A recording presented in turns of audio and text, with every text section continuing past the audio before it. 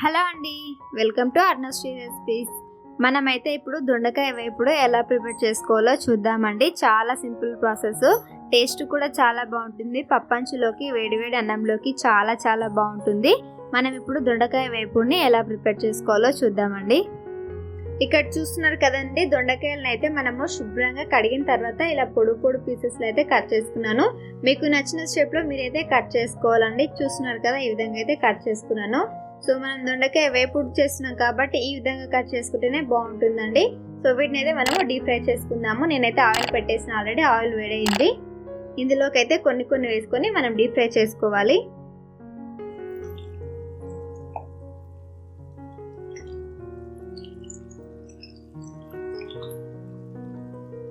చూస్తున్నారు కదా, ఆయిల్కి సరిపడైతే నేనైతే కొన్ని వేసుకున్నాను. వీటిని అయితే మనము ఎర్రగా వేయించుకోవాలి, క్రిస్పీగా వచ్చేంత వరకు.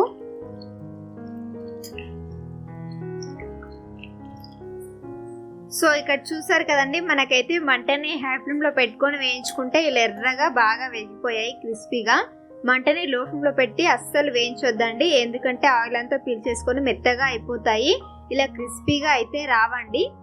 చూసారు కదా, మంటని అయితే నేను హై ఫ్లేమ్లో పెట్టుకుని 2-3 నిమిషాల లోపు బాగా వేగిపోయాయి. ఇక వీటిని అయితే తీసి పక్కన పెట్టుకుందాం.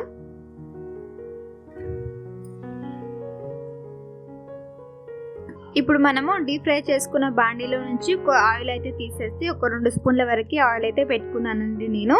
అందులోనే 1 స్పూన్ వరకు ఆవాలు, అలాగే 1 స్పూన్ జీలకర్ర కూడా వేసుకుంటున్నాను. ఈ రెండు కొద్దిగా వేగాలి. ఆవాలు ఇలా కొద్దిగా చిటపట్లాడిన తర్వాత ఇందులో నేనైతే 2-3 అయితే పచ్చిమిరపకాయలు ఇలా కట్ చేసుకొని వేసుకుంటున్నాను. మీరు ఇలా పచ్చిమిరపకాయల బదులు కారం పొడి అయినా వేసుకోవచ్చు. మనం వేపుడు చేస్తున్నాం కాబట్టి ఇలా పచ్చిమిరపకాయలు వేసుకొని ఆయిల్లో బాగా వీటిని కూడా డీప్ ఫ్రై చేసుకున్నట్టు చేసుకుంటే మొత్తం మనకి దొండకాయలు కలిసిపోయి టేస్ట్ కూడా చాలా బాగా అనిపిస్తుందండి, క్రిస్పీగా. చూస్తున్నారు కదా, ఇక్కడ మిరపకాయలని కూడా బాగా ఆయిల్లో వేయించుకోవాలి. ఇక్కడ మనకి మిరపకాయలు కూడా బాగా వేగిపోయాయండి ఆయిల్లో. ఆ తర్వాత ఒక చిన్న ఉల్లిపాయని ఇలా చిన్న ముక్కలుగా అయితే కట్ చేసుకొని వేసుకుంటున్నాను.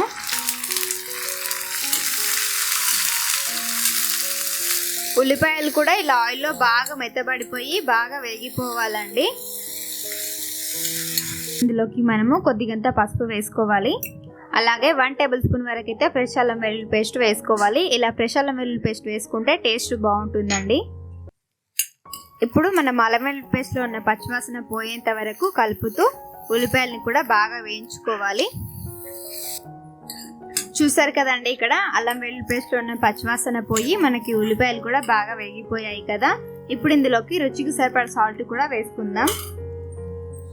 నేనైతే ఇక్కడ 1 టేబుల్ స్పూన్ వరకు అయితే సాల్ట్ వేసుకుంటున్నాను. ఇలా సాల్ట్ వేసుకొని ఒకసారి అంతా బాగా కలిపేసుకుందాము. సో చూసారు కదండి, దొండకాయ వేపుడుకు మనము దొండకాయలు వేయించుకున్న తర్వాత ఇలా పోపుని ఈ విధంగా ఫ్రై చేసుకుంటే సరిపోతుంది. పోపుని కూడా మనకు దొండకాయ వేపుడు పొడిగా రావాలంటే ఇలా పోపుని కూడా పొడిగా వచ్చేటట్టు అయితే చూసుకోవాలి. చూసారు కదా, ఉల్లిపాయలు కూడా బాగా వేగిపోయాయండి. ఇప్పుడు ఇందులోకి మనం ముందుగా డీప్ ఫ్రై చేసుకున్న దొండకాయలను అయితే వేసుకుందాము.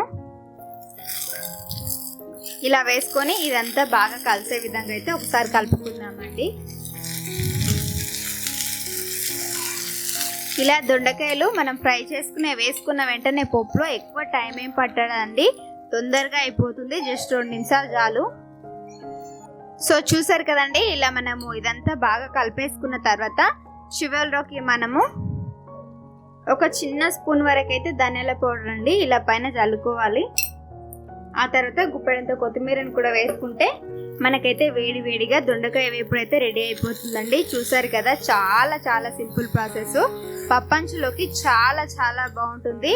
సో ఫ్రెండ్స్, చూస్తున్నారు కదా, మీకైతే ఈ దొండకాయ వేపుడు నచ్చితే మీరు కూడా ఒకసారి ఈ విధంగా డెఫినెట్గా ట్రై చేయండి. అలాగే మీకు ఎలా కుదిరిందో నా కామెంట్ సెక్షన్లో కూడా తెలియచేయండి ఫ్రెండ్స్. మరిన్ని వీడియోల కోసం మన ఛానల్ అయితే సబ్స్క్రైబ్ చేసుకోండి. అలాగే పక్కనే ఉన్న బెల్ గంటని కూడా యాక్టివేట్ చేసుకుంటే నేను చేసే ప్రతి రెసిపీకి మీకైతే నోటిఫికేషన్ ద్వారా వస్తుంది. థ్యాంక్ యూ ఫర్ వాచింగ్ అండి.